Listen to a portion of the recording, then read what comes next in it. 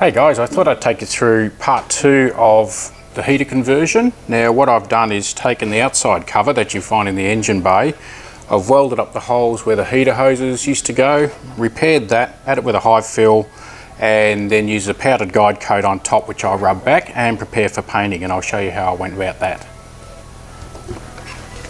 Okay, so I'm using a 320 dry grit and we just crisscross our way, basically removing all the black powder, which should give us a nice smooth finish, and then I'll give it another quick guide coat over it with the powder again, and we'll wet rub it with 800 from there, and then we'll wet rub it with 800 just to give it the final finish.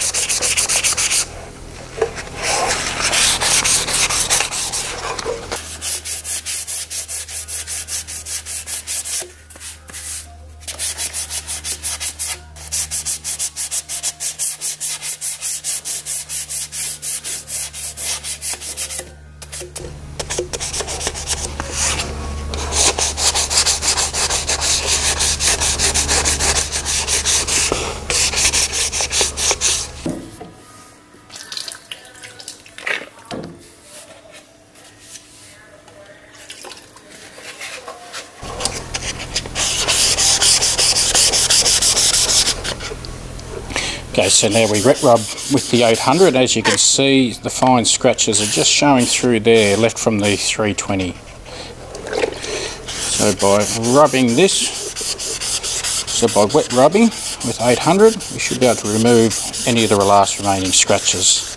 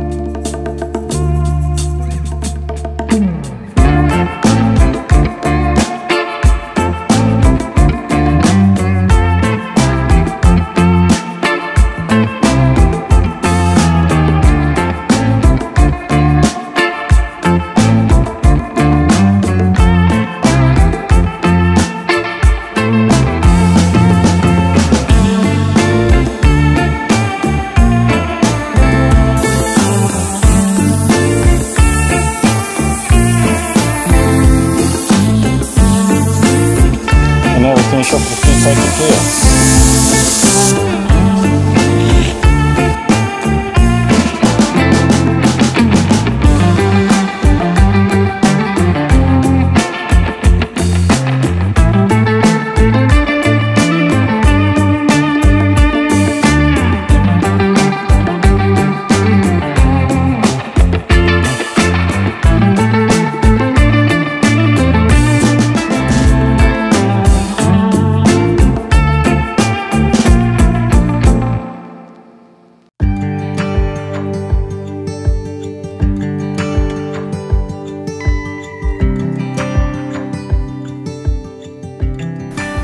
Okay, so I've given the outside cover a paint and that's ready to be cut and polished, and well, it's a cold wet day outside guys, so perfect day to do it.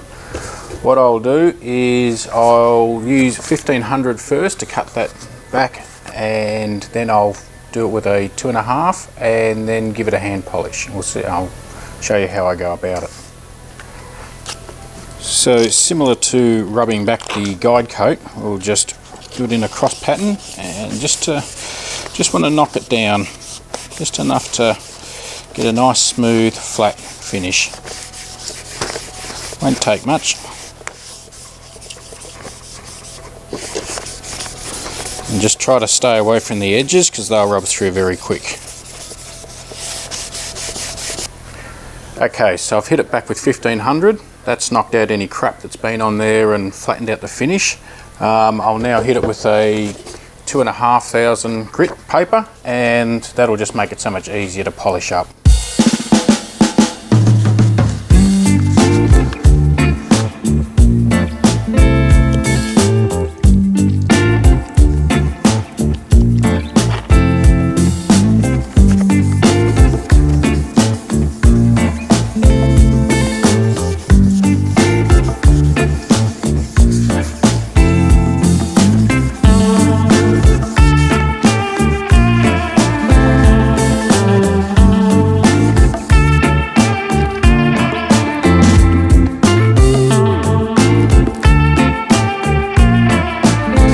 Just be listening out for any sounds of dirt or grit that may get in there, because that'll just scratch the surface and undo your good work.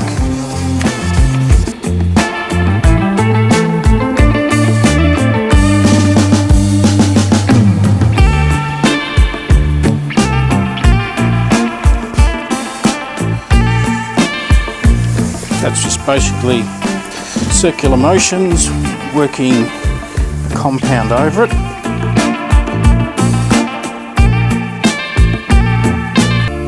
Okay, we've used the cutting compound on it now. That's brought it up with a nice shine. All we're going to do now is give it a polish and that'll finish it off.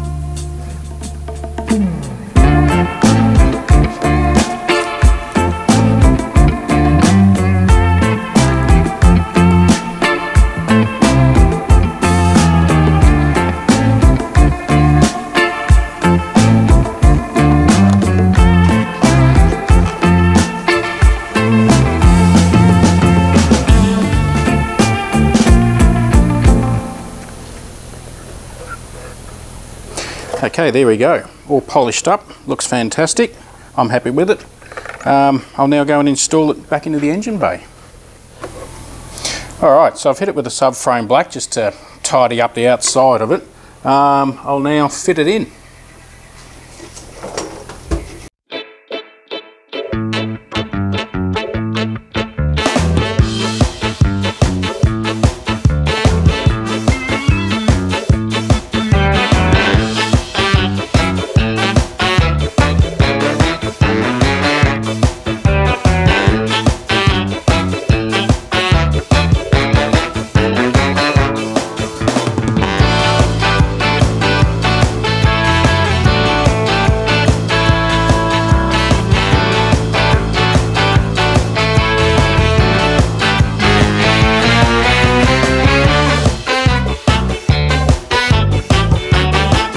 Okay, so we've got the electric heater in place and my electrician's had a look at the wiring and what's involved. These original switches that come with the unit, which is fine, but what I would like to do is to be able to use the original heater controls to operate the electric heater.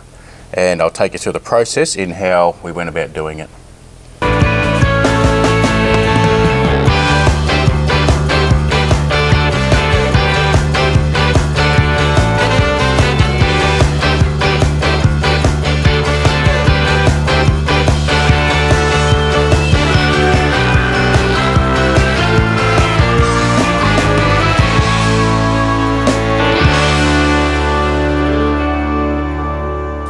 Okay, so we've wired it all back up thanks to Keith, my auto electrician. Now he's used the original, one of the original micro switches here that's operated off the heat lever. So that actually in turn turns off and on the heat in the new electric heater. I'll still be able to use this top lever for the demister and floor, and the fan is that switch, even though it's a 3-speed here, The electric heat unit is only a 2-speed, so basically it'll be off first and second, and that basically doesn't do anything. So I'll fit all that back up again and we should be good to go. We've tested it, puts out good heat and so forth. It works quite well, so it'll be great to have an electric heater unit in there without it being seen.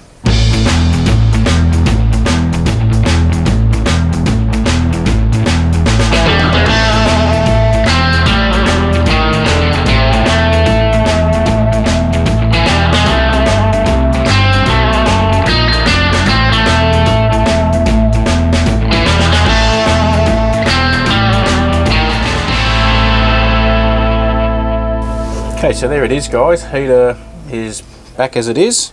Electric heater in there, but you wouldn't even know it. Still got that classic look about everything. Hopefully you got something out of this. If you did, hit the subscribe button. Feel free to leave a comment. Stay tuned, and I'll show you next episode how I restored a old mirror. Thanks for watching.